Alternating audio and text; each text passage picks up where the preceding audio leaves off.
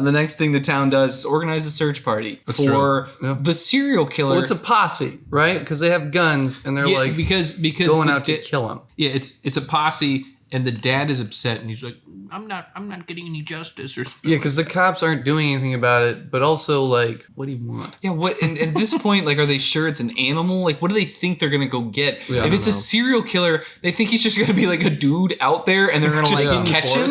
Yeah, like what do they think is gonna happen? Well, so that's the weird part about the posse is like going to the woods. And that's the part where this movie kind of like derails for me as like far as the theme that Stephen King wanted to establish goes. Is it's supposed to be about a town that becomes like suspicious of one another, and the town just kind of rallies around this thought of like, let's get them, and they just like go like out. No idea what they're getting. Yeah, they don't know what it is. They don't know. They think it might be a serial killer, maybe an animal, and they're just like, we're gonna go as a town. Like, there's no sense of like, maybe it's this guy. It could be anybody. Right. It's really weird. This movie's about to get whack. The sheriff and the priest, this priest guy, is trying to stop them from going out and forming this posse and driving away. That really long take, which is kind of funny. It's that was a cool. That was a good scene. That was like the one thing that like caught my eyes where the reverend's like trying to stop people from going out, and it's just this one long continuous shot of him like running between cars, and like you kind of like get an idea of like what's going on over here, and like it was a good little shot. Yeah.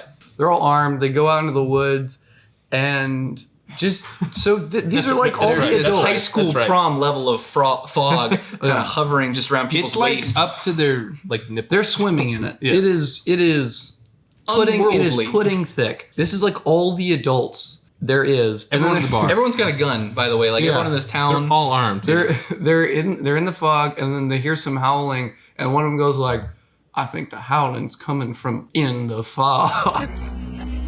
Under the fog. And it's just like right next to him. It's like on him. And then they start all getting, Yeah, a hand comes out of the fog and like grabs his face, tears him down. Which is funny if you think about it, because that means the werewolf was like crawling around, like hunched over by their feet. Yeah. Getting ready to scare him. Don't poke up over the phone. Wait. He's gonna say it. And then I'm gonna get him. Dices them all up, except for the last one, who's the barman, who has this bat.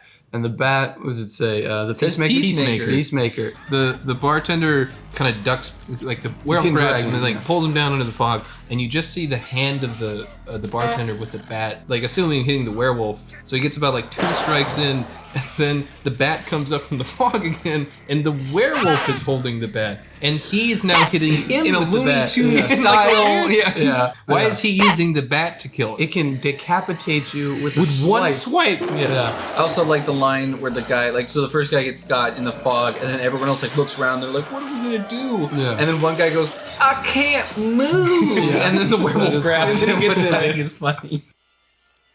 I can't move. That's funny.